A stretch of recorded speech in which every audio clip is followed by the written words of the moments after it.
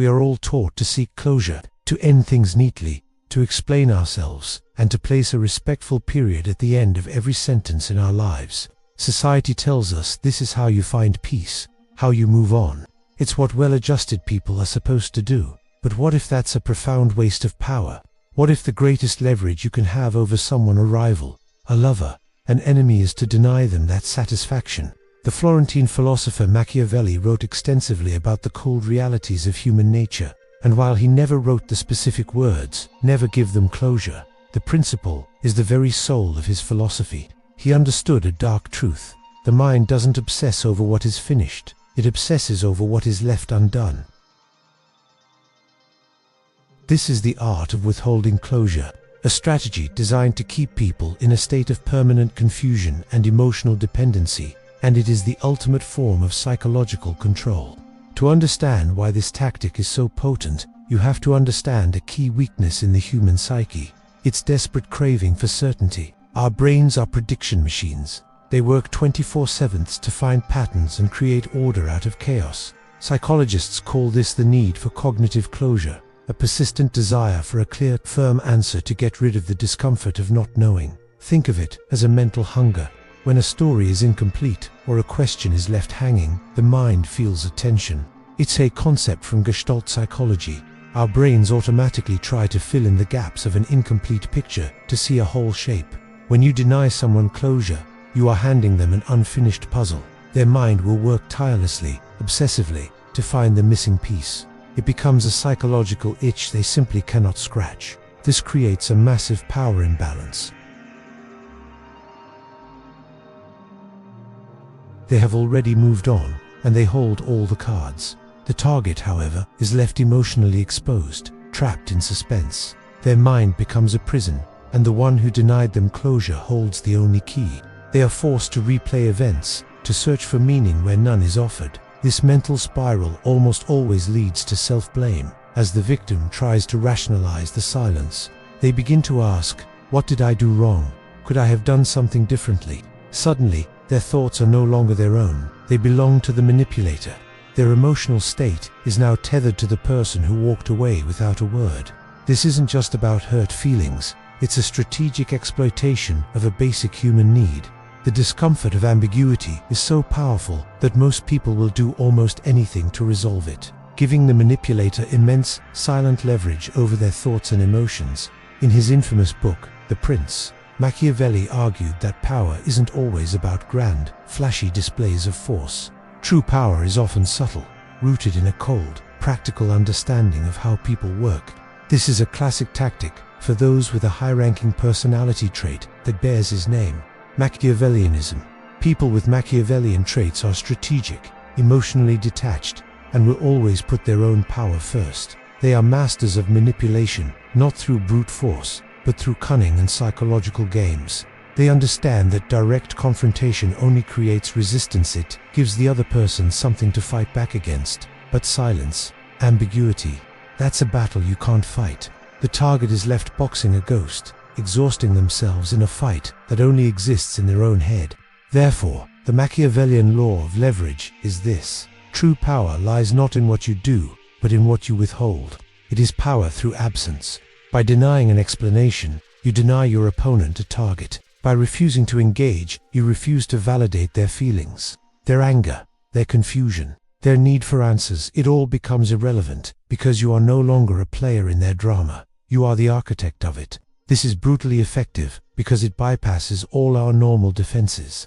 You can argue with words, but how do you argue with a void? This tactic is a form of intentional emotional withholding, a tool designed to invalidate and control. The manipulator remains distant, mysterious, projecting an aura of power. They never have to show their cards, because their silence forces the other person to project their own fears and insecurities onto the situation. The manipulator doesn't have to be cruel, they just have to be gone. Their target will do the rest of the work, creating a narrative of self-doubt that keeps them psychologically chained long after the interaction is over. Understanding the theory is one thing, but wielding it requires discipline. This dark art can be broken down into 4 distinct steps, each designed to amplify the target's anguish and cement the manipulator's control. This begins long before the end. It's about weaving ambiguity into the very fabric of your conversations. Skilled manipulators rarely give a straight answer. They speak in hints and open-ended statements that imply everything but confirm nothing. Ask them a direct question, and they might just ask one back, forcing you to reveal your position while they reveal nothing. In a personal relationship, it's the partner who, when confronted for being distant, says, "I think we just need to appreciate what we have while we have it." It's not a resolution. It's a carefully crafted sentence designed to create insecurity and keep you guessing. This is the most brutal part of withholding closure. It's more than just being quiet. It is a calculated, weaponized absence. Not all silence is manipulative, of course, but strategic silent treatment, used to punish or control, is a powerful tool. It is so effective because it exploits our deep-seated fear of social exclusion, signaling abandonment and making us feel worthless. When you are met with silence at a moment of high emotional stakes, an argument, or at the end of a relationship, you are being told you do want matter enough for a response. The mind races to find a reason, any reason, to make sense of the void. This silence is not passive. It is an aggressive act of control. The manipulator knows that with every moment they stay silent, the other person's obsession grows. Just as the target begins to accept the silence and move on, the manipulator reappears. This isn't a real return. It's a strategic breadcrumb meant to restart the cycle of obsession. It could be something as small as a cryptic text message, a like on a social media post, or a casual call about something unimportant. This dose of intermittent reinforcement is incredibly powerful.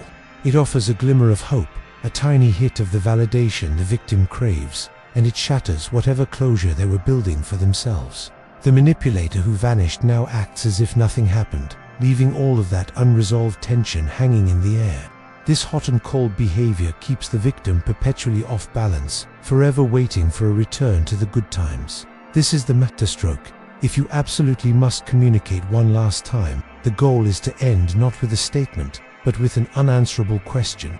Instead of giving a clear reason for an ending, the manipulator poses a philosophical riddle that leaves the other person drowning in self-doubt. Instead of saying, "This isn't working because of X, Y, and Z," they might say, "But do you think two people can ever truly understand each other?" After a betrayal in business, instead of a confession, they might ask, "In the end, isn't everyone just looking out for themselves?" These questions have no right answer. Their purpose is to shift the focus from the manipulator's actions to an abstract debate that can never be resolved. It elevates them from a simple wrongdoer to a deep, enigmatic thinker, leaving the victim to wrestle with an existential puzzle instead of the cold, hard facts. These tactics aren't just for thrillers. They happen every day in boardrooms, political arenas, and most devastatingly, in our own homes. In business, a rival company might poach a key employee and then simply refuse to comment, letting paranoia fester and destabilizing their opponent without a single direct attack. A boss might use vague language about an employee's performance, never offering clear praise or criticism. This keeps the employee anxious, forever trying to please a master whose standards are a moving target. But where this tactic gets truly ugly is in personal relationships. The partner who ghosts after years of intimacy, leaving the other person to endlessly question their own self-worth, is a painful and common example.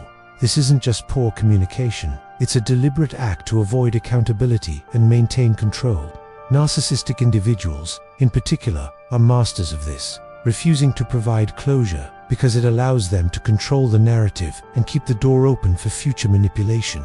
This emotional negligence starves a relationship of trust, leaving the victim isolated, anxious, and filled with doubt. Withholding closure is, without a doubt, a potent strategy for psychological leverage. It exploits our deepest vulnerabilities, our need for answers, our fear of the unknown, and our desire for connection. To use it is to wield a subtle but immense power over another person's inner world. It allows you to haunt their thoughts and steer their emotions long after you've left the room. But this power comes at a steep price. While it offers the illusion of strength, it's a strategy born from a fear of honesty and an inability to form genuine connections. To constantly manipulate is to wall yourself off from the possibility of real relationships built on trust. It is to live in a world of shadows where every person is just a pawn on a chessboard. So, understand this dark art, recognize it when it is used against you, so you can reclaim your own mind. You can create your own closure by realizing that the absence of an answer is the answer. It tells you everything you need to know about the other person's character. And if you are ever tempted to use it yourself, ask what you are truly seeking. Is it power, or is it just an escape from the messy, difficult, but ultimately more rewarding work of honest human connection? Perhaps true strength isn't found in that silent, empty void, but in the courage to speak the truth, to end things cleanly, and to grant yourself and others the freedom to truly move on. If you are fascinated by the psychology of power and influence, subscribe for more dissections of the deeper currents of human interaction. It's good to understand the shadows, not because you want to live in them, but so you can better appreciate the light.